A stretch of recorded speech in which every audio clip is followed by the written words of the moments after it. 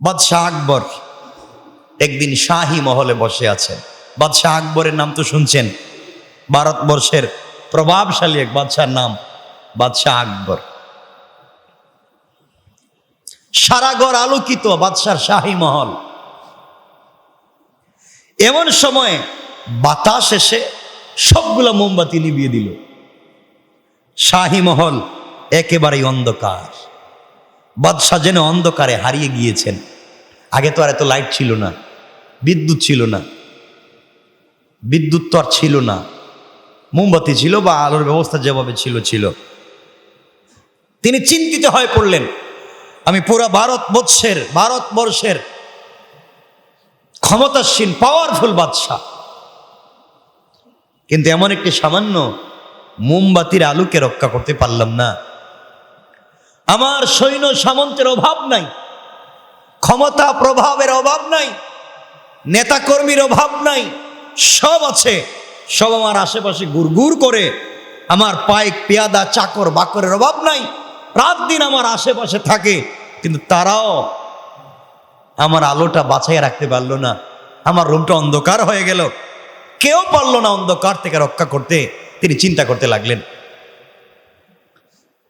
এত লোক থাকবার পরে মোমবাতির আলো বাঁচিয়ে রাখতে পারলো না অন্ধকার। আমার ভয় হচ্ছে এক মুহূর্ত আমি কেমনে থাকবো। তাহলে আমি কবরের অন্ধকারে কেমনে থাকবো, যেখানে নেতা নাই, কর্মী নাই, চাকর বাকর পাইক পেয়াদা নাই, ক্ষমতা নাই, মোমবাতি নাই, বিদ্যুৎ নাই, সেখানে তো পুরোটাই অন্ধকার। আমি কেমনে থাকবো? সেই ভয়ে বাদশাহ আকবর কাঁপতে লাগলো। কি যে হবে আমার, কি হবে আমার? সারা রাত চিন্তায় না ঘুমিয়ে কাঁপতে কাঁপতে পরিশান হয়ে শরীর থেকে ঘাম ঝরতে লাগলো। সকালবেলা ভারাক্রান্ত হৃদয় নিয়ে, চিন্তিত মন নিয়ে দরবারে উপস্থিত হলেন বাদশাহ আকবর। মুখে কোনো কথা নাই, তার চিন্তায় বোঝা যাচ্ছে দরবারে আতঙ্ক তৈরি হয়েছে। কেউ কোনো কথা বলছে না, কারো সাহস হচ্ছে না বাদশাকে জিজ্ঞাসা করতে, কি হয়েছে আপনার? ওনার একজন সেনাপতি ছিল, কাছের লোক ছিল, যাকে আপনারা চিনতেন বীরবল নামে। চিনেন? হিন্দু লোক, ভদ্রলোক, সাহস ছিল অনেক, কথা বলতেন বাকপটু। তিনি নিঃসংকোচে বলে ফেলেন, বাদশাহ জাহাপনা, কি হয়েছে আপনার? এত চিন্তিত দেখাচ্ছে কেন? কিছু বলুন তো আমাকে।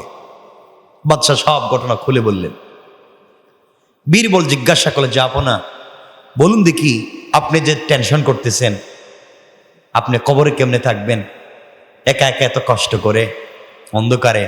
আপনি বলেন তো, আপনাদের রসুল পৃথিবীতে কত বছর বেঁচে ছিলেন? তিনি বললেন, তিনি তো 63 বছর বেঁচে ছিলেন। বীরবল জিজ্ঞাসা করলো, যে মানুষটি পৃথিবীতে 63 বছর ছিল আর মরেছেন, কবরে গিয়েছেন, ইন্তেকাল করেছেন, রওজায় শুয়ে আছেন কত বছর? প্রায় 800-900 বছর। ওখানকার কথা বলছে। বীরবল জিজ্ঞাসা করলো, জাহাপনা আপনি বলেন তো, চিন্তা করবেন না, যে মানুষটা পৃথিবীতে মাত্র 63 বছর বেঁচে থেকে পুরা পৃথিবীকে আলোকিত করে গিয়েছে,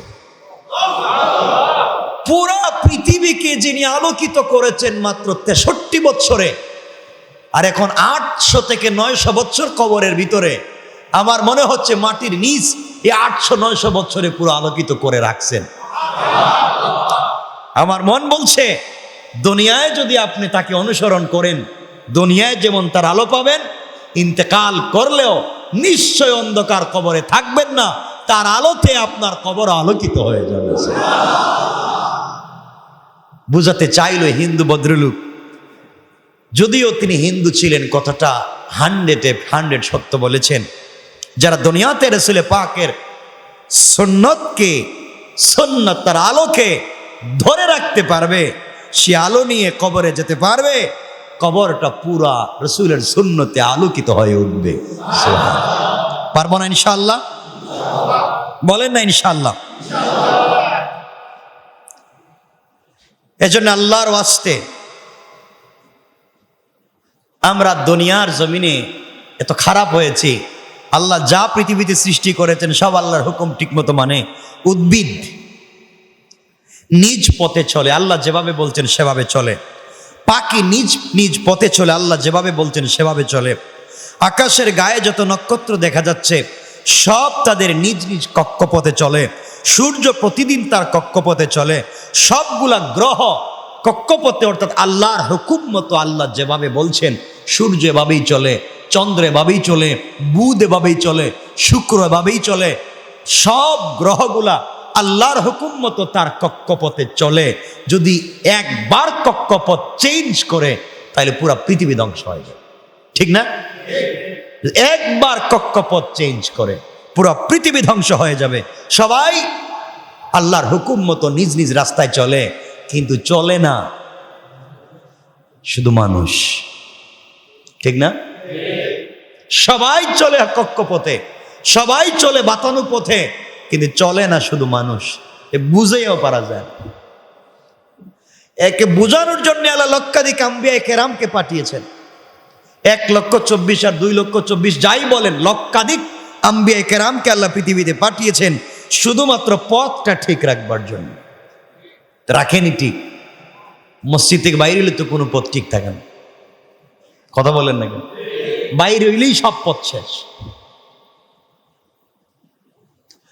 এজন্যে গত জুমার আরেকটা আলোচনা ছিল, গত জুমাই যে মিথ্যা কথা বলা যাবে না। গত জুমায় বা আগের জুমায় ভুলে গিয়েছি, মিথ্যা বলা যাবে না।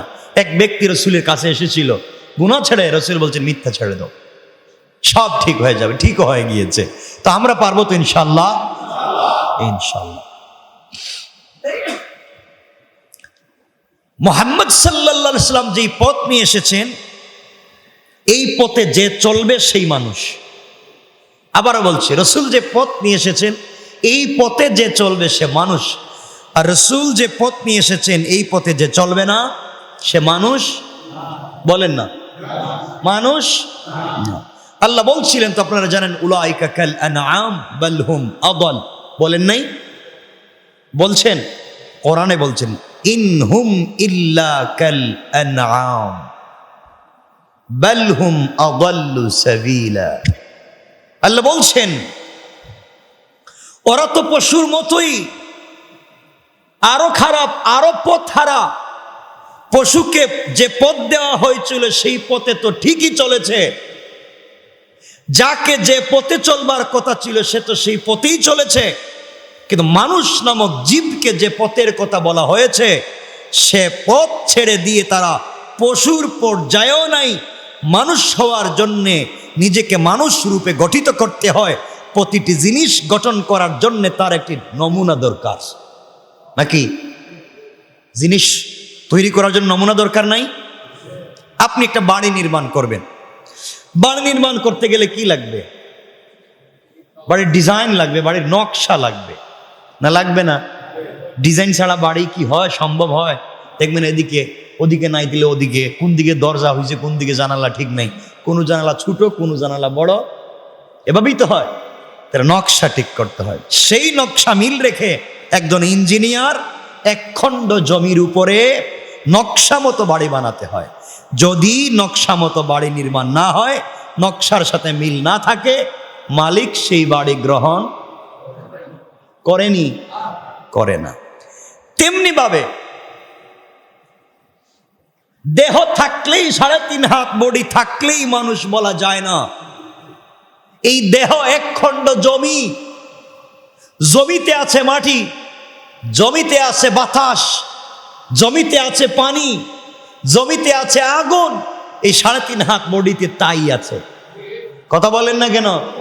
তাহলে এই 3.5 হাত বডি এক খণ্ড জমি, এই এক খণ্ড দেহের মধ্যে, এক খণ্ড জমির মধ্যে দেহ নামক এক খণ্ড মানুষে যদি আপনি কিছু বানাতে হয় একটা নকশা লাগবে। এই এক খণ্ড দেহকে যদি মানুষ বানাতে হয় লাগবে একটা নকশা। কি লাগবে? কথা বলেন না কেন? আর এই নকশার নাম হলো মুহাম্মদুর রাসূলুল্লাহ সাল্লাল্লাহু আলাইহি ওয়াসাল্লাম। وفي فرقانه الحميد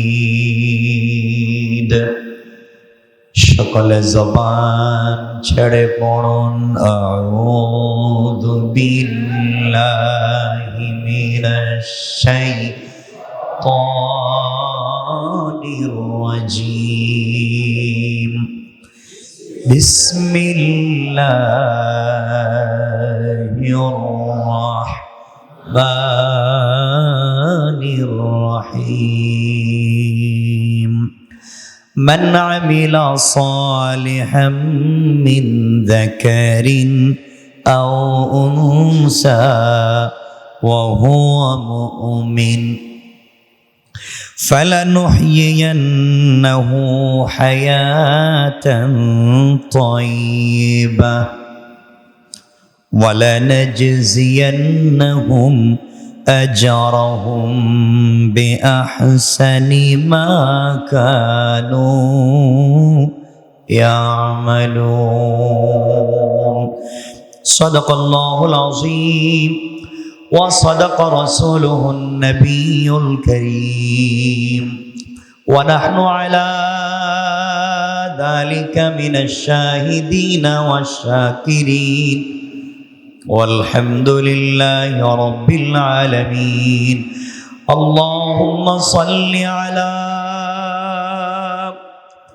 محمد وعلى آل محمد كما صليت على إبراهيم وعلى آل إبراهيم إنك حميد مجيد اللهم بارك على محمد وعلى آل محمد كما باركت على إبراهيم وعلى آل إبراهيم إنك حميد مجيد بلغ العلا بكماله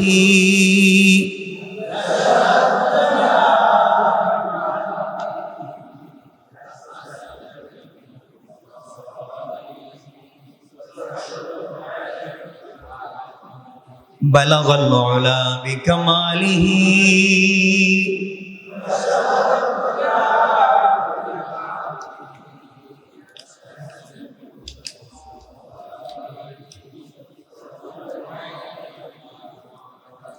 আলহামদুলিল্লাহ আল্লাহ পাকের দরবারে লাখ কোটি তার চাইতে হাজারও বেশি শুকরে সুজুদ যে আল্লাহ আমাদেরকে মুবারক মাসে জুমার সালাতে মসজিদ পর্যন্ত আসবার সমূহ সুযোগ করে দিয়েছেন। সুস্থতার সাথে আসতে পেরেছি আল্লাহ পাকের দয়া এবং ইহসানে শুকর গুজার হচ্ছি। মুনিবের দরবারে পড়ছি আলহামদুলিল্লাহ।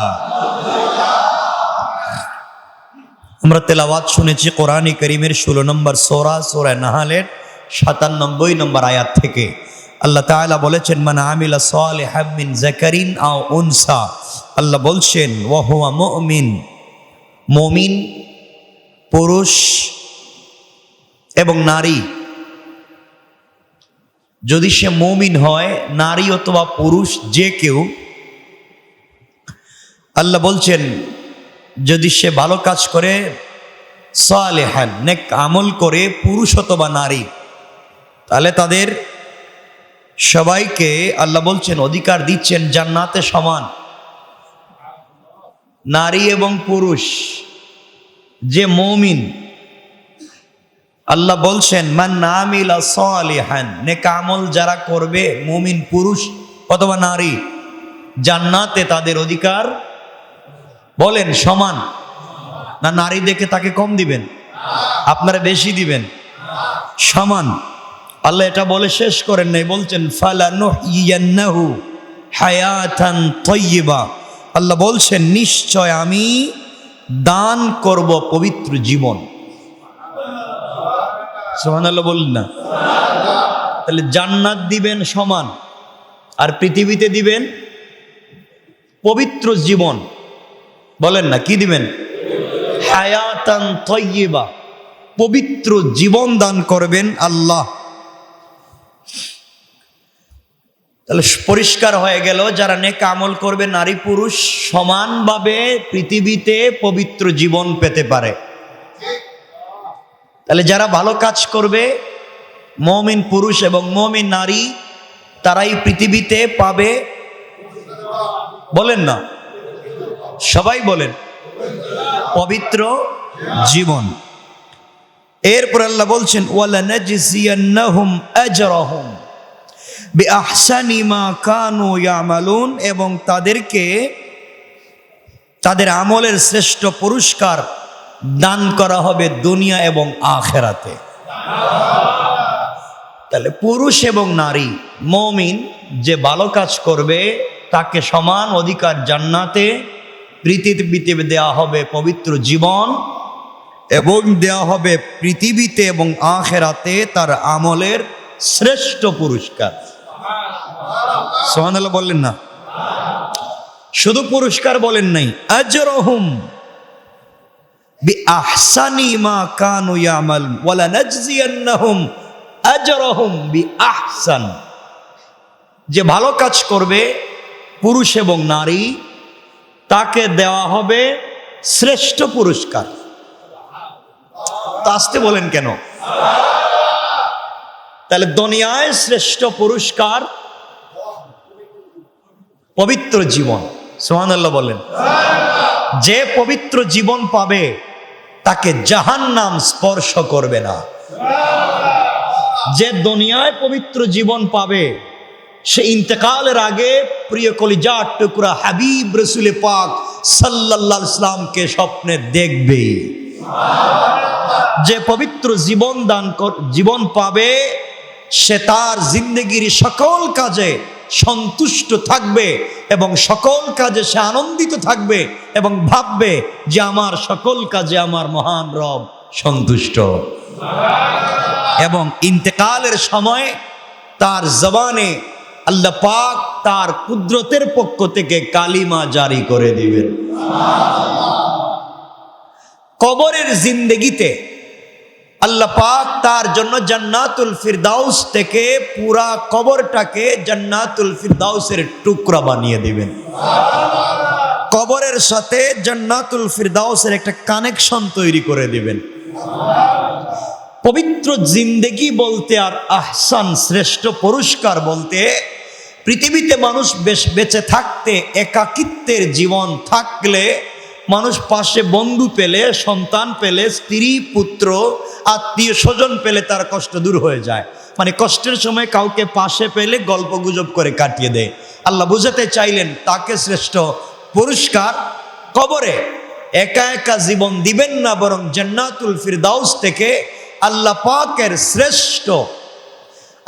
পাকের শ্রেষ্ঠ ফেরেশতাদের মধ্য থেকে কিছু রহমতের ফেরেশতা পাঠিয়ে দিবেন এই বান্দার কাছে কবরে, আর কিয়ামত অবধি তার সঙ্গে গল্প গুজব করে কাটিয়ে দিবেন।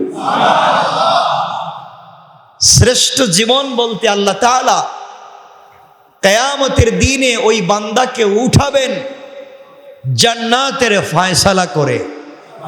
কিয়ামতের দিনে শ্রেষ্ঠ পুরস্কার বলতে বান্দার হিসাব নিকাশের বিপরীতে আল্লাহর আরশে আজিমের ছায়ায় জায়গা দিয়ে তার আমল নামার খাতাকে না উল্টাইয়া বিনা হিসাবে জান্নাতের ফয়সালা করে রাসূল পাকের নিজ হাতে হাউজে কৌসারের পানি পান করিয়ে ফেরেশতাদের নির্দেশনা দিয়ে তাদেরকে জান্নাত পর্যন্ত পৌঁছে দেওয়ার ওয়াদা শ্রেষ্ঠ পুরস্কার। সুবহানাল্লাহ বলেন। তাহলে আমাদের দরকার আছে এটার। তাহলে এটা পেতে হলে কি করা লাগবে? বললেন না কি লাগবে? নেক আমল। কি লাগবে? নেক আমল। আপনি তো মুমিন হওয়াই লাগবে। আপনি যদি ড্রাইভিং না জানেন তো কোনো গাড়ি পাবেন না। আগে ড্রাইভিং জানবেন, এরপরে গাড়ি নির্বাচন করবেন। ভালো গাড়ি চালাইবেন না খারাপ গাড়ি চালাইবেন। তো আপনাকে ড্রাইভার হতে হবে, অর্থাৎ আপনি আগে মুমিন হতে হবে, এরপরে আপনি নেক আমলের চিন্তা করবেন। মুমিনই যদি নাই তাহলে নেক আমল কোনো কাজে লাগবে না। গত জুমার পুরো আলোচনা জুড়ে একটা কথা আবেগ দিয়ে আপনাদেরকে বুঝিয়েছি। আপনি যাই করেন শিরিক মুক্ত ঈমান রাখবেন। শিরিক যদি রাখেন আপনার কোনো আমলই আপনাকে জান্নাতে নিবে না। না বলিনি? শিরক আপনাকে বাদ দিতে হবে। সুতরাং আপনি যদি শিরক মুক্ত ঈমান রেখে আপনি আমল শুরু করতে পারেন, যাকারিন আও উনসা, আল্লাহ বলছেন তাকে দুনিয়ায় দিবেন হায়াতান তাইয়্যিবা, পবিত্র জীবন। জীবনে কোনো ক্লান্তি থাকবে না, কষ্ট থাকবে না, ব্যথা থাকবে না, দুঃখ দুর্দশা থাকবে না, বরং সকল কাজেই সে একমাত্র ভরসা করবে কার উপরে? আল্লাহ। আমাদের দেশে মানুষ মারা গেলে খুব কান্নাকাটি করে, সব ভেঙ্গে পালায় দেয়। যে সন্তান জিন্দেগিতে মা বাপ ডাকে নাই, জিন্দেগিতে খাওয়ায়ও নাই, একটা ভালো একটা খাবার কিনে দেয় নেই, সেও দেখবেন কান্দে। নাকি যে স্ত্রী স্বামীকে দেখতেই পারতো না, হেও কান্দে। মানে কান্না, পুরো এলাকা জুড়ে কান্না। কেউ মারা গেলে আবেগ, কাঁদবেন কেন? আপনার কান্নাই প্রমাণ করে আপনি আল্লাহর নির্দেশিত হুকুমের বিরোধিতা করছেন। আল্লাহ আপনাকে পৃথিবীতে প্রেরণ করবার বহুত আগেই আপনি যে মরবেন, এটা আল্লাহর নির্ধারিত সীমারেখা, আল্লাহর সিদ্ধান্ত, আপনি মরবেনই। তাহলে আপনি কাঁদছেন কেন? কথা বুঝেননি? আপনি যে মরবেন, আপনার জীবন দেওয়ার আগে তৈরি করেছেন কে? আপনাকে পৃথিবীতে জীবন দেওয়ার আগে আপনার মৃত্যুটা লিখে রেখেছেন কে? তাহলে আপনি কাঁদছেন কেন? আল্লাহ দিয়েছেন তো সে নিয়ে যাচ্ছে, শুকরিয়া আদায় করার কথা। যে 2-4 বছরও তো জীবন দিতে পারতো, আপনাকে 60, 70, 80 বছর দিচ্ছে, তাহলে এরপরে কাঁদছেন কেন? আরবে দেখবেন কেউ মরে গেলে খুব কাঁদে না, কারণ ওরা এটা জানে ভালো করে, কেঁদে লাভ কি? যে দিয়েছে হেই তো নিয়ে গেছে, ঠিক না? যে দিয়েছে সেই নিয়ে গিয়েছে। কান্নার বিষয় হচ্ছে যিনি যাচ্ছেন তিনি কি আল্লাহর হুকুম মতো জিন্দেগি কাটিয়ে যাচ্ছেন? যিনি যাচ্ছেন রাসূলের সুন্নাহ নিয়ে কি যাচ্ছেন? যদি যেতে না পারেন, বরবাদি, ঠিক না? এজন্যে আল্লাহকে ওয়াস্তে আমরা শুধু মরার সময় কেঁদে লাভ নাই। দেখবেন অনেক মানুষ অসুস্থ হলে আপনার কাছে গিয়ে বলছে আমি অসুস্থ, আমাকে সহযোগিতা করেন, দিবে না। কিন্তু মরার পরে কাফনের টাকা দেওয়ার জন্য দেখবেন সে রাজি, ঠিক না? কেন?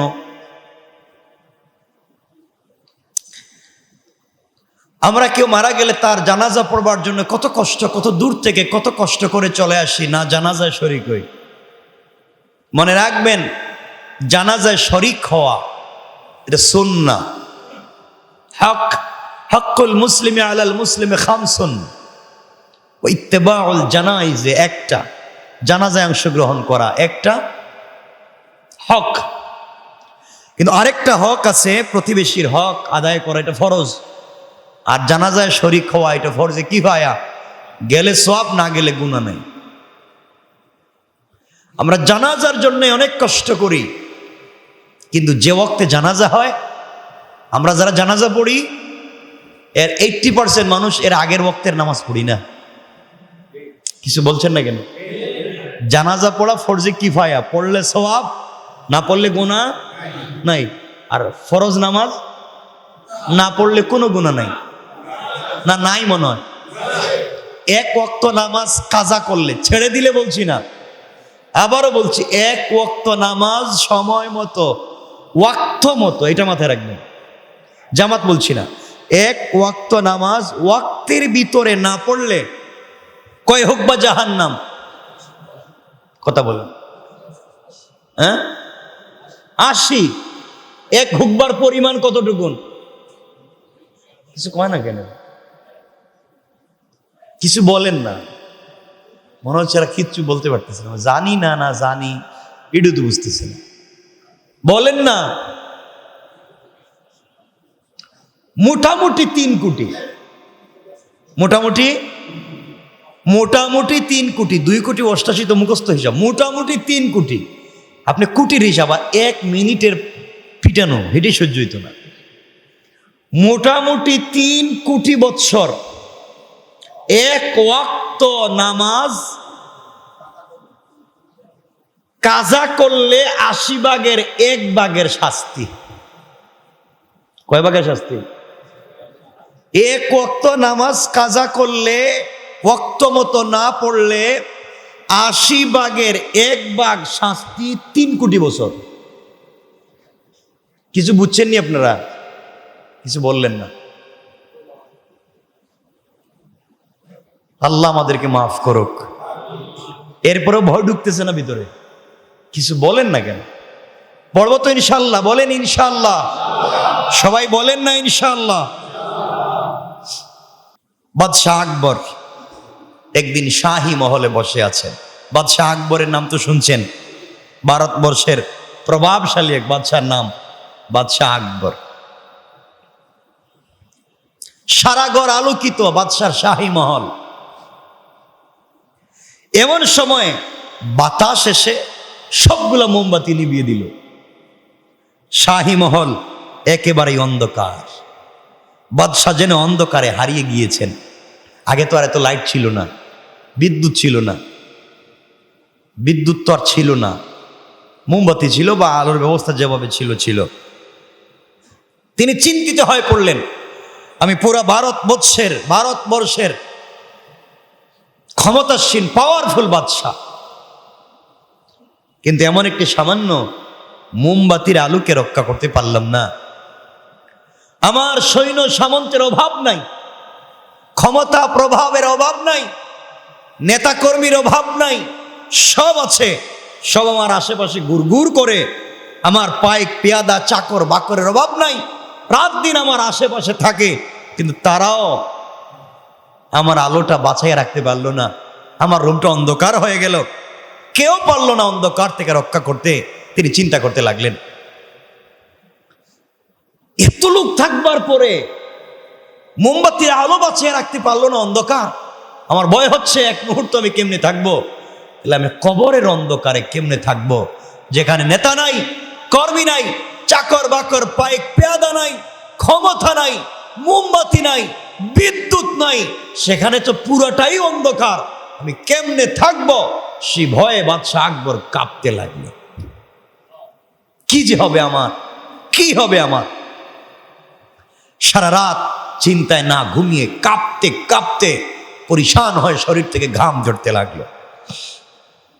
সকালবেলা ভারাক্রান্ত হৃদয় নিয়ে, চিন্তিত মন নিয়ে দরবারে উপস্থিত হলেন বাদশাহ আকবর। মুখে কোনো কথা নাই, তার চিন্তায় বোঝা যাচ্ছে দরবারে আতঙ্ক তৈরি হয়েছে। কেউ কোনো কথা বলছে না, কারো সাহস হচ্ছে না বাদশাকে জিজ্ঞাসা করতে, কি হয়েছে আপনার? ওনার একজন সেনাপতি ছিল, কাছের লোক ছিল, যাকে আপনারা চিনতেন বীরবল নামে। চিনেন? হিন্দু লোক, ভদ্রলোক, সাহস ছিল অনেক, কথা বলতেন বাকপটু। তিনি নিঃসংকোচে বলে ফেলেন, বাদশাহ জাহাপনা, কি হয়েছে আপনার? এত চিন্তিত দেখাচ্ছে কেন? কিছু বলুন তো আমাকে। বাদশাহ সব ঘটনা খুলে বললেন।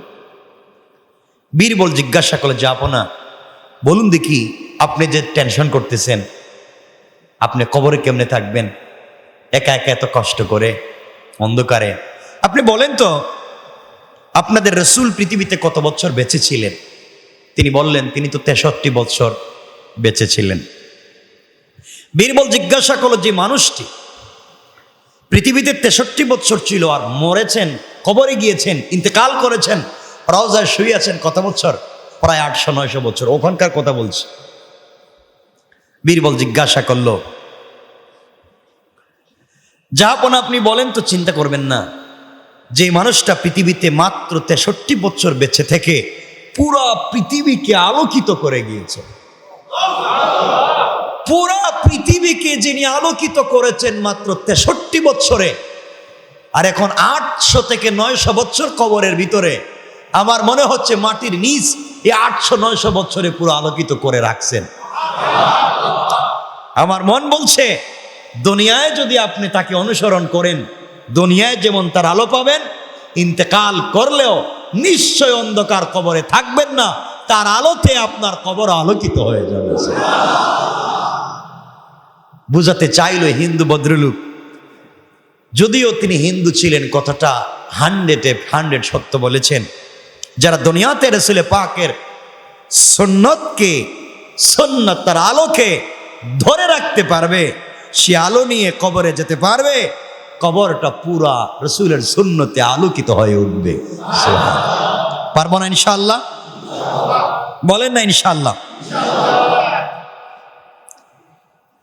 এজন্য আল্লাহর ওয়াস্তে আমরা দুনিয়ার জমিনে এত খারাপ হয়েছি। আল্লাহ যা পৃথিবীতে সৃষ্টি করেছেন সব আল্লাহর হুকুম ঠিকমতো মানে। উদ্ভিদ নিজ পথে চলে, আল্লাহ যেভাবে বলছেন সেভাবে চলে। পাখি নিজ নিজ পথে চলে, আল্লাহ যেভাবে বলছেন সেভাবে চলে। আকাশের গায়ে যত নক্ষত্র দেখা যাচ্ছে সব তাদের নিজ নিজ কক্ষপথে চলে। সূর্য প্রতিদিন তার কক্ষপথে চলে। সবগুলা গ্রহ কক্ষপথে, অর্থাৎ আল্লাহর হুকুম মতো আল্লাহ যেভাবে বলছেন সূর্য এভাবেই চলে, চন্দ্র এভাবেই চলে, বুধ এভাবেই চলে, শুক্র এভাবেই চলে। সব গ্রহগুলা আল্লাহর হুকুম মতো তার কক্ষপথে চলে। যদি একবার কক্ষপথ চেঞ্জ করে তাহলে পুরা পৃথিবী ধ্বংস হয়ে যায়, ঠিক না? একবার কক্ষপথ চেঞ্জ করে পুরা পৃথিবী ধ্বংস হয়ে যাবে। সবাই আল্লাহর হুকুম মতো নিজ নিজ রাস্তায় চলে, কিন্তু চলে না শুধু মানুষ, ঠিক না? সবাই চলে কক্ষপথে, সবাই চলে বাতানু পথে, কিন্তু চলে না শুধু মানুষ। এ বুঝেও পারা যায়। একে বোঝানোর জন্য আল্লাহ লক্ষাধিক আম্বিয়া কেরামকে পাঠিয়েছেন। 1,24,000 আর 2,24,000 যাই বলেন, লক্ষাধিক আম্বিয়া কেরামকে আল্লাহ পৃথিবীতে পাঠিয়েছেন শুধুমাত্র পথটা ঠিক রাখবার জন্য। রাখেনি ঠিক। মসজিদ থেকে বাইরে হইলে তো কোনো পথ ঠিক থাকে না, কথা বলেন না কেন? বাইরে হইলেই সব পথ শেষ। এজন্যে গত জুমার আরেকটা আলোচনা ছিল, গত জুমাই যে মিথ্যা কথা বলা যাবে না। গত জুমায় বা আগের জুমায় ভুলে গিয়েছি, মিথ্যা বলা যাবে না। এক ব্যক্তি রসুলের কাছে এসেছিল, গুনাহ ছেড়ে, রসুল বলছেন মিথ্যা ছেড়ে দাও, সব ঠিক হয়ে যাবে। ঠিকও হয়ে গিয়েছে। তো আমরা পারবো তো ইনশাল্লাহ? ইনশাল্লাহ। মুহাম্মদ সাল্লাল্লাহু আলাইহি ওয়াসাল্লাম যেই পথ নিয়ে এসেছেন, এই পথে যে চলবে সেই মানুষ। আবারও বলছি, রসুল যে পথ নিয়ে এসেছেন এই পথে যে চলবে সে মানুষ। আর রসুল যে পথ নিয়ে এসেছেন এই পথে যে চলবে না সে মানুষ। বলেন না মানুষ। আল্লাহ বলছিলেন তো, আপনারা জানেন, উলাইকা কাল আনআম বাল হুম আদাল। বলেন নাই? বলছেন, কোরআনে বলছেন, ইনহুম ইল্লা কাল আনআম বাল হুম আদাল্লু সাবিলা। আল্লাহ বলছেন ওরা তো পশুর মতোই, আরো খারাপ, আরো পথ হারা। পশুকে যে পথ দেওয়া হয়েছিল সেই পথে তো ঠিকই চলেছে, যাকে যে পথে চলবার কথা ছিল সে তো সেই পথেই চলেছে। কিন্তু মানুষ নামক জীবকে যে পথের কথা বলা হয়েছে সে পথ ছেড়ে দিয়ে তারা পশুর পর্যায়েও নাই। মানুষ হওয়ার জন্যে নিজেকে মানুষ রূপে গঠিত করতে হয়। প্রতিটি জিনিস গঠন করার জন্যে তার একটি নমুনা দরকার, নাকি?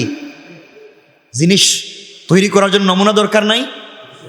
আপনি একটা বাড়ি নির্মাণ করবেন, বাড়ি নির্মাণ করতে গেলে কি লাগবে? বাড়ির ডিজাইন লাগবে, বাড়ির নকশা লাগবে, না লাগবে না?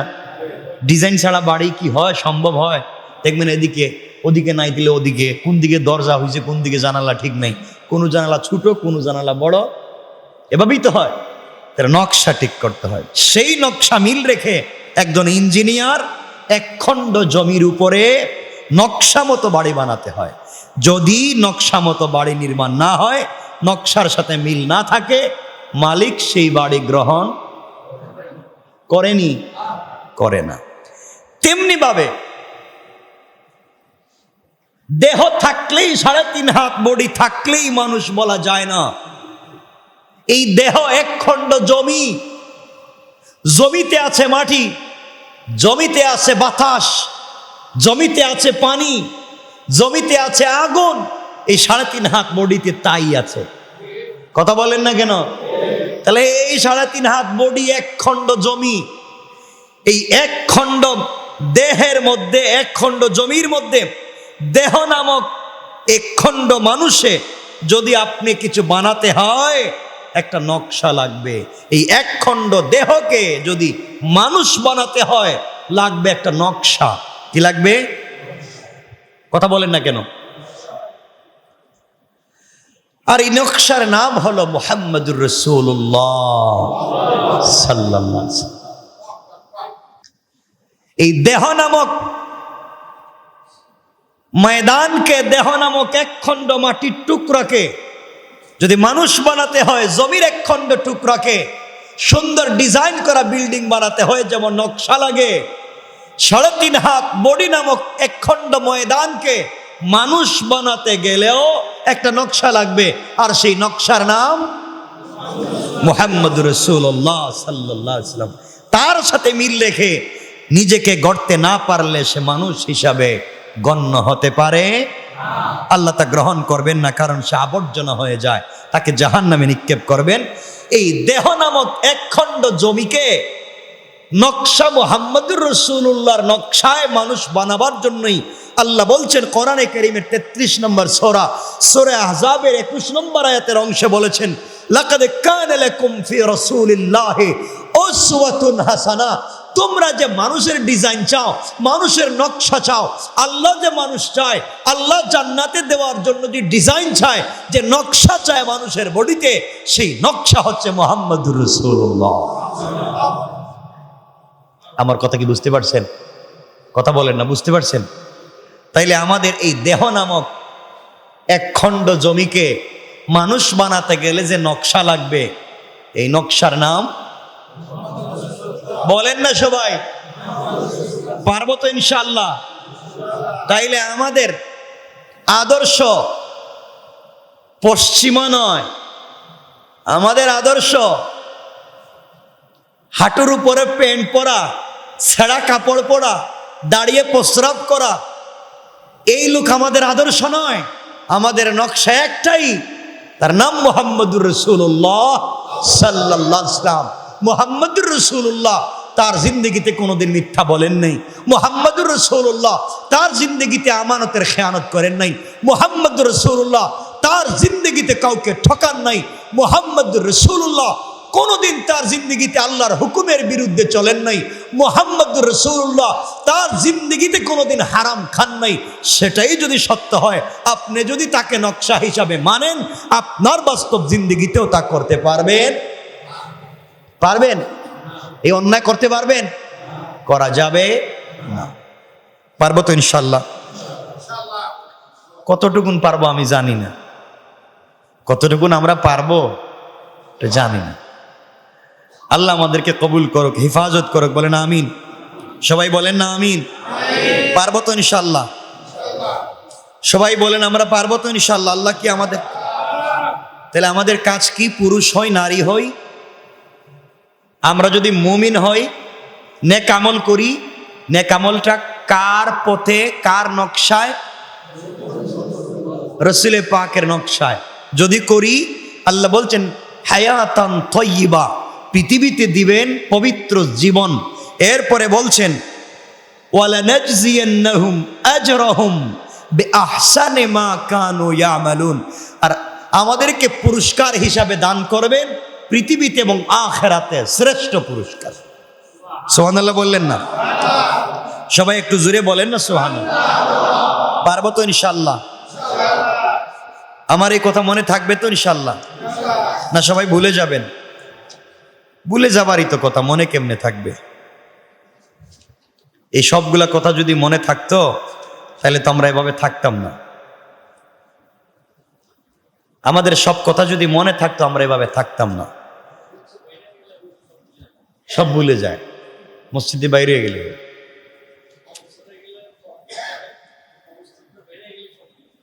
এজন্য আমরা যেন না ভুলি, আমরা সব সময় মনে রাখবো আল্লাহকে এবং রাসূলকে।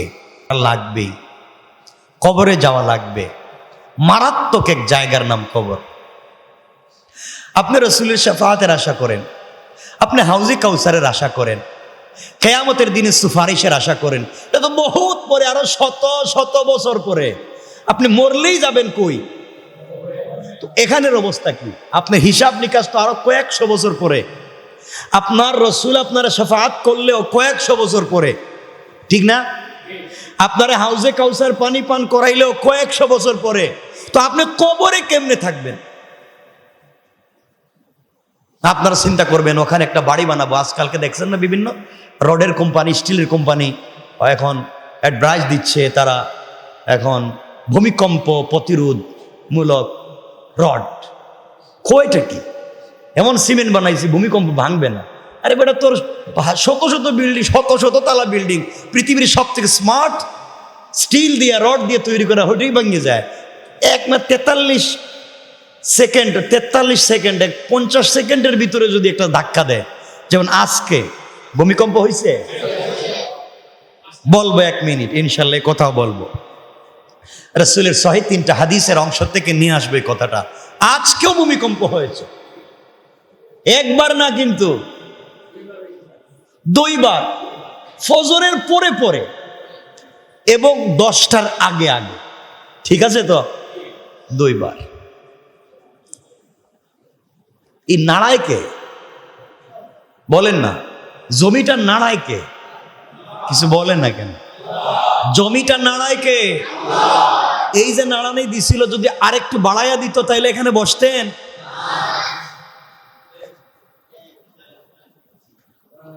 কেন বুঝেন না? যাক, আমরা সামনের দিকে যাই। অনেক কথা বাকি ছিল, আমাদের সময় শেষই হয়ে যাচ্ছে। আপনাদেরকে ছোট্ট করে বলে আমরা শেষ করব। মনে রাখবেন ও ভাই, যাদেরকে আল্লাহ সম্পদ দিয়েছেন, আপনি কিয়ামতের দিন বলবেন হয়তো আল্লাহ আমাকে অনেক সম্পদ দিয়েছিলেন, আমি আর দুনিয়ার সম্পদের পিছনে পড়ে আমি তোমার ঠিক মতো ইবাদত করতে পারিনি, আর রসুলের তরিকা বলে গিয়েছিলাম। টাকা আছে, দুবাই গিয়ে শয়তানি নাফরমানি করছি। টাকা আছে, ব্যাংকক গিয়েছি, সিঙ্গাপুরে গিয়েছি, যা মন চায় তা করেছি। আল্লাহ, আমি তো দেখবেন একটা লোক পৃথিবীর সব দেশ ঘুরে টাকা নিয়ে, কিন্তু হজের কথা বললেই বলে সময় আসুক, আরেকটু সময় আসুক। ব্যাপারটা কি? এর অর্থ হলো আল্লাহ তাকে দুনিয়ার সব জায়গায় যাবার সুযোগ দিয়েছেন, কিন্তু আল্লাহ তার উপরে এত সন্তুষ্ট, তার ঘরে যাইতে দিচ্ছেন না। কথা বলেন না কেন? আল্লাহ এতটুকুনি অসন্তুষ্ট, সব জায়গায় যাইতে দেন, তার ঘরে যাইতে দেন না। কারণ নাফরমানকে রব তার কাছে যেতে দেন না। যে নামাজ পড়তে পারে না, আপনি ভাববেন না যে আপনি খুব বেশি পেরেশান, অথবা খুব বেশি আপনি ঝামেলায় জর্জরিত, সময় পাচ্ছেন না, এর জন্য নামাজ পড়তে পারতেছেন না। আপনার সময় নাই, আসো নামাজে, সময় নাই, আসো 2 রাকাত সালাত পড়ি, সময় নাই, আসো রসুলের নামে কিছু জিকির করি, দোয়া দুরুদ পড়ি, সময় নাই, আসো ভালো কাজ করি, সময় নাই, আসো ইবাদত করি, সময় নাই, তাহাজ্জুদ পড়ি, সময় নাই। আরে সময় নাই, সময় নাই বুয়া কথা, সবই ঠিক আছে। আল্লাহ তার কদমে সেজদা দেওয়ার মতো আপনাকে উপযুক্ত মনে করে নাই, ঠিক কিনা বলেন? আল্লাহ আপনাকে তার কদমে সেজদা দেওয়ার উপযুক্ত মনে করে না, এই জন্য সব করার সুযোগ দে, তার কদমে আসতেই বলে সময় নেই। ভয় পান, রবকে ভয় পান যে সব করার সুযোগ আছে, এটার সুযোগ নাই কেন? সব কিছুর সময় পাই। আপনি সিনেমা দেখতে 2-4 ঘন্টা বসে থাকেন, আপনি ইন্টারনেট ব্রাউজিং করতে 2-4-5 ঘন্টা কাটিয়ে দেন, সব পান।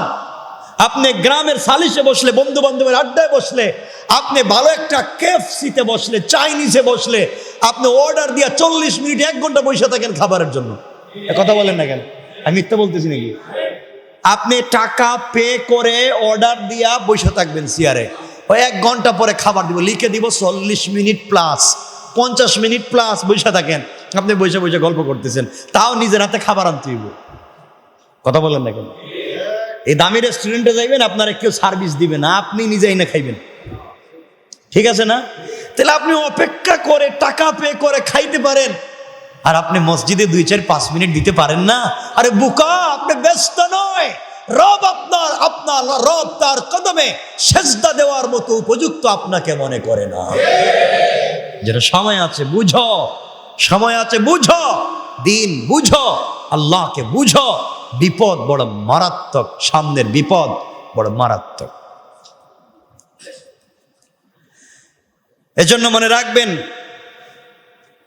সেই দিন শুধু সেই ব্যক্তি উপকৃত হবে যেই ব্যক্তি আল্লাহর কাছে আসবে বিশুদ্ধ অন্তর নিয়ে। কি অন্তর? অন্তরে কোনো কালিমা নাই, অন্তরে কোনো কালা নাই। মাঝে মাঝে আমরা বলি না, ওর চেহারাটা যেমন অন্তরটা মারাত্মক কালো, আমরাই তো বলি নাকি? চেহারার চাইতে অন্তরটা আরো কালো। আল্লাহ বলছেন বিশুদ্ধ অন্তর ছাড়া আমার কাছে আসলে কোনো লাভ নাই, কোনো লাভ নাই। এজন্য যেদিন ধন সম্পদ সন্তান সন্ততি কোনো উপকারে আসবে না, এই দিন বিশুদ্ধ অন্তরই আপনাকে জান্নাতে নিতে পারবে। আমরা পারবো তো ভাই? তাহলে আজকের পুরো আলোচনা যেটা বুঝাতে চাচ্ছি, এত কিছু বলে অন্তরটাকে বিশুদ্ধ করতে হবে। কি করতে হবে? আর অন্তর বিশুদ্ধ করবার নামই হচ্ছে নেক আমল। অন্তর বিশুদ্ধ করবার নামই হচ্ছে আমাদের হায়াতান তয়্যিবা, পবিত্র জিন্দেগি। অন্তর বিশুদ্ধ করবার অর্থই হচ্ছে আল্লাহর পক্ষ থেকে শ্রেষ্ঠ পুরস্কার। সুবহানাল্লাহ বলেন।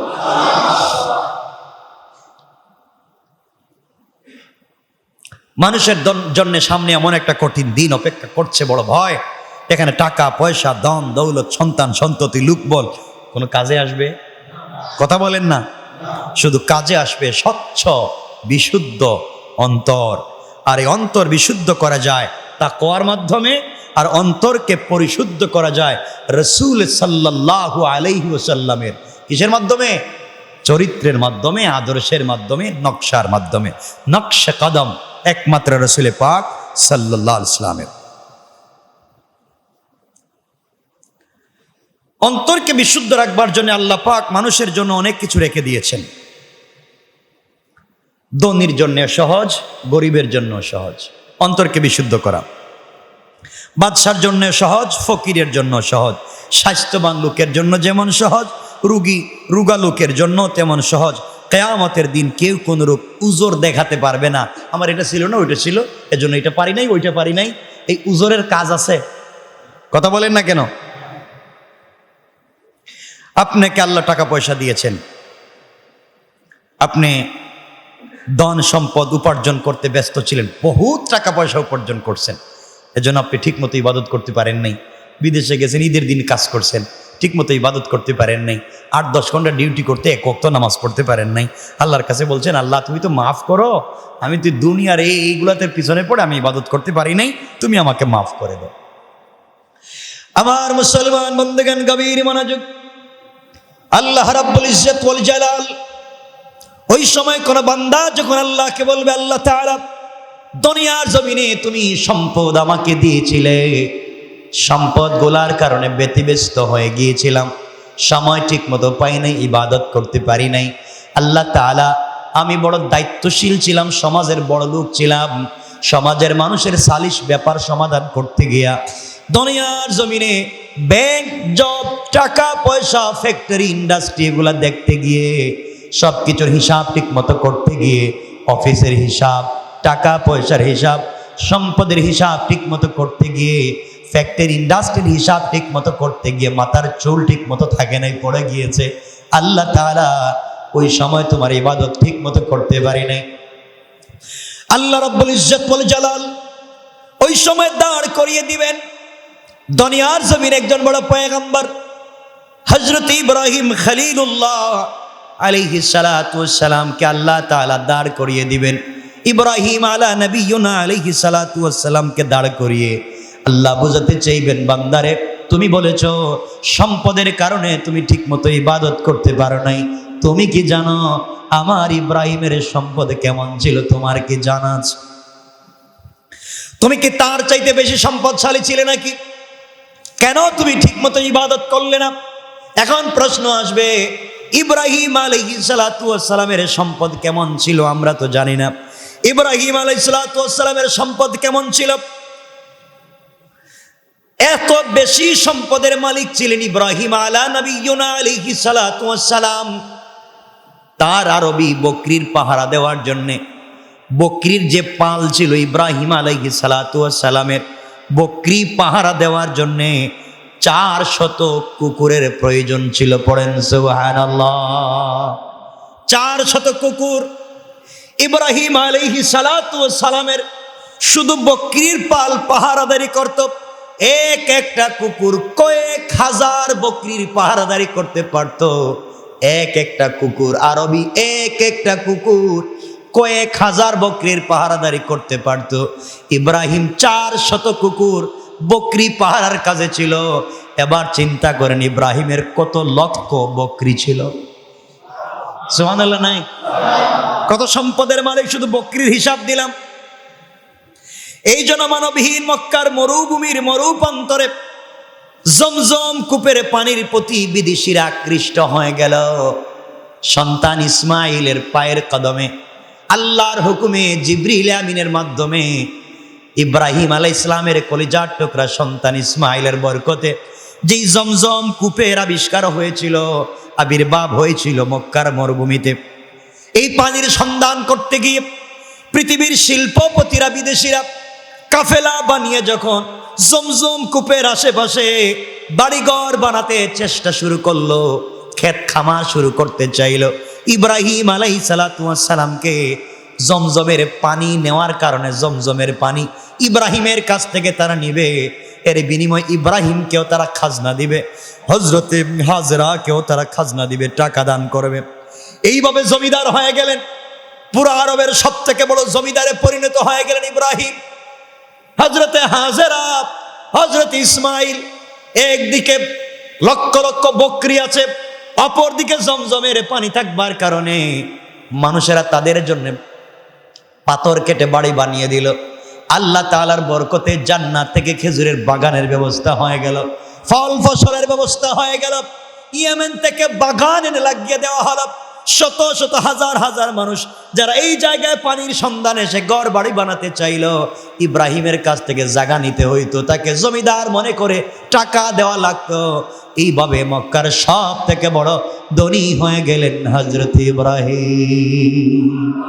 সুবহানাল্লাহ বলেন। আপনি আমি কি ইব্রাহিমের চাইতে বেশি টাকাওয়ালা? কথা বলছেন না কেন? ইতিহাস বলে এত বড় টাকাওয়ালা হওয়ার পরে, এত সম্পদের মালিক হওয়ার পরে একবার ফেরেশতারা আল্লাহর কাছে ডাক দিয়ে বলেছে, আল্লাহ তাআলা আপনার কাছে আমরা কিছু বিষয় জানতে চাই। আল্লাহ বলেন, ফেরেশতারা কি জানতে চাও? কি জন্য তোমরা আমার কাছে প্রশ্ন করো? এমন ভাবে কোনোদিনও তোমরা আমার কাছে কথা বললে না, কি জানতে চাও?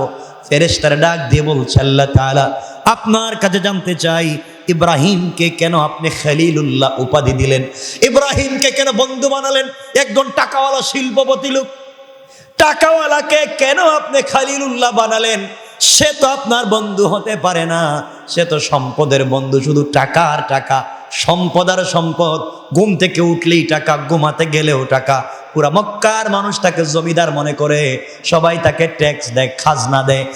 একদিকে হাজার হাজার লক্ষ লক্ষ বকরি, উট, অভাব নাই, অপরদিকে পুরা মক্কা জমজমের পানি নিতে গেলে তাকে খাজনা দেওয়া লাগে। এত বড় টাকাওয়ালা, টাকা ছাড়া কোনো চিন্তা নাই। আপনি এত বড় টাকাওয়ালাকে আপনি বানিয়েছেন খলিলুল্লাহ, আপনাকে তিনি মোহাব্বত করেন নাকি সম্পদকে মোহাব্বত করেন আমরা তো বুঝতে পারলাম না। এত বড় টাকাওয়ালাকে কি আল্লাহ তুমি তোমার খলিল বানাতে পারো? আল্লাহ বলতে চাইলেন, ও ফেরেশতারা তোমরা জানো না আমি ইব্রাহিম কেমনে এমনি খলিল বানাই নাই। তোমরা যদি পরীক্ষা করতে চাও আমার মন বলছে কোনো ভুল হবে না। তাহলে বোঝা গেল আল্লাহর প্রিয় পাত্র হওয়ার জন্য শুধু কম সম্পদওয়ালারা আল্লাহর প্রিয় পাত্র হতে পারবেন তা নয়, বড় বড় শিল্পপতিরা, বড় বড় টাকাওয়ালারাও আল্লাহর প্রিয় পাত্র হতে পারবেন। শুধু সিস্টেমটা দেখা লাগবে। সবাই যেই কাজ করে আমিও সেই কাজ করব। সফল হতে গেলে 1 নাম্বার ক্লাসের ছাত্র সে যেভাবে পরীক্ষা দেয়, যেই সাবজেক্টের, যেই প্রশ্নের, যেই পেপারের প্রশ্নের উত্তর দেয়, ক্লাসে যে ফেল করেছে সে একই সাবজেক্টে পরীক্ষা দেয়, একজন পাস একজন ফেল। অর্থ হলো সবাই একইভাবে পরীক্ষা দিয়েছে, একই কাজ করেছে, একই সাবজেক্টে পরীক্ষা দিয়েছে, একই ক্লাসে পড়েছে, এক নাম্বার যিনি হয়েছে আর ফেল যিনি করেছে, তাদের ব্যবধান হলে কি কাজ করেছে? এক নাম্বার যিনি, তিনি ভিন্নভাবে করেছে। একই কাজ করতে হবে, ভিন্নভাবে করতে হবে, তার নামে সফলতা। ঠিক কিনা? একই কাজ ভিন্নভাবে করবার নাম সফলতা। ইব্রাহিম আলাইহিস সালামকে ফেরেশতারা পরীক্ষা করতে চায়। 1-2 মিনিট দেরি হলে কি কষ্ট হবে আপনাদের? আমি শেষ করে দিচ্ছি। ইব্রাহিম আলাইহিস সালামকে ফেরেশতারা পরীক্ষা করতে চায়। খালিলুল্লাহ কেন, শিল্পপতি কি আল্লাহ বানাইছেন? বিশাল টাকার মালিক, মক্কা সব থেকে বড় এখন টাকাওয়ালা, মরুভূমির ময়দানে টাকাওয়ালা ইব্রাহিম, তাকে আল্লাহ এত বড় সম্পদশালী বানাইছেন কেন? ইব্রাহিম আলাইহিস সালাম এত বড় টাকাওয়ালা, তাকে আল্লাহ বানাইছেন খালিলুল্লাহ। ফেরেশতারা মানতে নারাজ। মুসলিম মিল্লাতের পিতা, আমাদের কলিজার টুকরা পিতা ইব্রাহিম আলাইহিস সালামকে তারা খলিলুল্লাহ মানতে নারাজ। আল্লাহ বলছেন একটু পরীক্ষা করে দেখো, ইব্রাহিম সম্পদকে ভালোবাসে না আমাকে? সুবহানাল্লাহ বললেন না? আমাদেরকে যদি এভাবে কি পরীক্ষা করতো, আমরা যে কত বাহানা তৈরি করতাম, তাহলে মেডিকেলে গিয়ে ভর্তি হয়ে যেতাম। যা, কিচ্ছু নাই আমার বন্ধুগণ। ইব্রাহিম আলাইহিস সালাম একদিন ঘরে অবস্থান করছেন, নিজের ঘরে বসা। এমন সময় বাড়ির বাহির দিক থেকে শুনতে পান, বাড়ির বাহিরে আল্লাহ পাকের গুণে মুগ্ধ হয়ে কে যেন আল্লাহ পাকের নাম আবৃত্তি করছে। কার নাম? শুধু আল্লাহর নাম আবৃত্তি করছে, আল্লাহর নাম বলতেছে বাড়ির বাহিরে। কি বলতেছে আমি সংক্ষেপ 1 মিনিটে বলি, সব বলবো না। হযরত ইব্রাহিম আলাইহিস সালাতু ওয়াস সালাম শুনতে পেলেন, বাড়ির ভিতরে শুয়েছিলেন, ঘরের ভিতরে ইব্রাহিম আলাইহিস সালাতু ওয়াস সালাম বিশ্রাম নিচ্ছিলেন। হঠাৎ তার কানে একটা আওয়াজ চলে আসলো। বাড়ির বাহিরে একটা লোক বলতে লাগলো, সুবহানাদিল মুলকি ওয়াল মালাকুত, সুবহানাদিল ইজ্জতি ওয়াল আজমতি ওয়াল হাইবতি ওয়াল কুদরতি ওয়াল কিবরিয়াই ওয়াল জাবারুত, সুবহানাল মালিকিল হাইয়িল্লাযী লা ইয়ানামু ওয়া লা ইয়ামুত আবাদান আবাদা, সুবহুন কুদ্দুসুন রব্বুনা ওয়া রব্বুল মালাইকাতি ওয়ার রূহ। শুনতে পেলেন, সে বলতে লাগলো তার পবিত্রতা, যিনি সকল দেশের মালিক, আকাশমণ্ডলী এবং ফেরেশতার মালিক, যিনি ইজ্জত, ক্ষমতা, বয়, শক্তি এবং বড়ত্বের অধিকারী, যিনি সব কিছুকে বাধ্যকারী, তার পবিত্রতা। পবিত্রতা সে সত্তার, যিনি সৃষ্টির বাদশা, যিনি চিরজীবিত, গুম এবং মৃত্যু যাকে স্পর্শ করে না, যিনি অতি পবিত্র এবং নির্দোষ, যিনি আমাদের রব, ফেরেশতাদের রব, রূহ সমূহের রব। পবিত্রতা শুধু একমাত্র তার। এই শব্দগুলো শুনলেন, ইব্রাহিম আলাইহিস সালাম লাফ দিয়ে উঠে গেলেন, মন্ত্রমুগ্ধের মতো শুনতে পেলেন, পাগলের মতো ঘর থেকে বের হলেন। আল্লাহর প্রতি ভক্তি শ্রদ্ধা যেন অন্তর থেকে উগলে পড়তে লাগলো, চিৎকার করে কাঁদতে লাগলেন আর দৌড়তে লাগলেন। কোথা থেকে আওয়াজগুলি আসলো, কে কথাগুলো বলেছে, কথাগুলি শুনবার জন্য তিনি পাগল হয়ে গেলেন। দৌড়তে দৌড়তে বাড়ির বাহিরে গিয়ে দেখলেন দূরে একজন মিসকিন ফকির লোক বসে আছে, আর এই কথাগুলা বলে যাচ্ছে ফকির মিসকিন, কাপড় ছাড়া, উস্কো খুস্কো চুল, রাস্তার পাশে বসে বসে কথাগুলা বলছে। ইব্রাহিম আলাইহিস সালাতু ওয়াস সালামকে দেখবার পরে এই মিসকিন লোকটা কথাগুলা থামিয়ে দিয়েছে, আর বলতে চায় না, মুখ বন্ধ করে দিয়েছে। ইব্রাহিম আলাইহিস সালাতু ওয়াস সালাম বললেন, কি হয়েছে তুমি বলো। সে বলতে লাগলো, না আর বলবো না, আমার ভাল লাগে না, আমি আর এই কথাগুলো আর বলবো না। ইব্রাহিম বলছেন, বাবা, মন্ত্রমুগ্ধের মতো শুনছিলাম বাড়িতে বসে বসে, তোমাকে দেখে দেখে সরাসরি তোমার মুখ থেকে আমার কলিজার টুকরা প্রিয় আল্লাহর নামগুলা শুনতে চাই, আল্লাহ তাআলার নামগুলা তোমার মুখ থেকে শুনতে চাই। এত সুন্দর নাম আমি জীবনে শুনি নাই, কারো মুখ থেকে এত সুন্দর করে আল্লাহর নামের আবৃত্তি শুনি নাই। তুমি বলো, আমি তোমার কথা শুনতে থাকবো। মিসকিন বলতে লাগলো, না ইব্রাহিম, আমার আর ভাল লাগে না, আপনি মন খারাপ করবেন না, আমি আর বলতে পারবো না, আমি চলে যাই। ইব্রাহিম বললেন, তোমাকে বলতেই হবে। লোক বলল, আমি বলতে পারবো না। ইব্রাহিম আলাইহিস সালাম বললেন, শোনো, আমি আল্লাহর নাম তোমার মুখ থেকে শুনতে চাই, বিনিময়ে তুমি কি চাইবে? ইব্রাহিম আলাইহিসসালামকে পাগল বলতে লাগলো, আপনি কি দিবেন? ইব্রাহিম বললেন, তুমি যদি মাত্র একবার যে নামগুলা বলেছো, মাত্র একবার তোমার মুখ থেকে সামনাসামনি বসে যদি আমি শুনতে পারি, আমার যে হাজার হাজার কোটি টাকার সম্পদ আছে এর অর্ধেক আমি এই মুহূর্তে তোমাকে দান করে দিলাম। আল্লাহু আকবার। আমি পুরো অর্ধেক সম্পত্তি তোমাকে দিয়ে দিলাম, এর বিনিময় হলে একবার তোমার কদমে ধরি। আমি ইব্রাহিম বলছি, তোমার পায়ে হাতে ধরি, তুমি একবার হলে এই নামগুলো আবার বলো। পাগল মিসকিন বলতে লাগলাম, আপনি অর্ধেক সম্পত্তি আমাকে দিয়ে দিবেন শুধুমাত্র আল্লাহর ওই নামগুলো শুনবার জন্য। নামগুলো এত সস্তা না, এত সস্তা না, আমি আর বলতে পারবো না, আর বলবো না।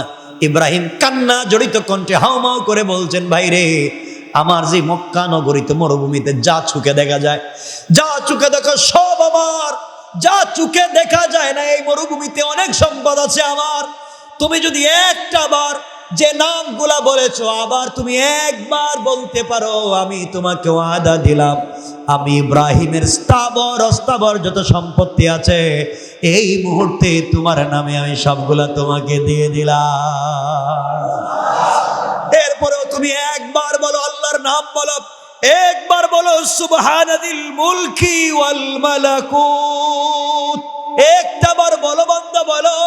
ইব্রাহিমের কাছ থেকে আবেগ তাড়িত হয়ে কান্না জড়িত কণ্ঠে কথাগুলো শুনবার পরে মিসকিন মুস্কি হাসি দিল। ইব্রাহিম সেজদায় পড়ে কাঁদতে লাগলেন আর বলেন, আল্লাহ সব দিয়ে দিলাম, এখন মাত্র আমি ছাড়া আর কিছুই নাই। এরপরও কেন বলে না? ইব্রাহিম সেজদা থেকে উঠে দেখলেন মিসকিনকে আর দেখা যায় না।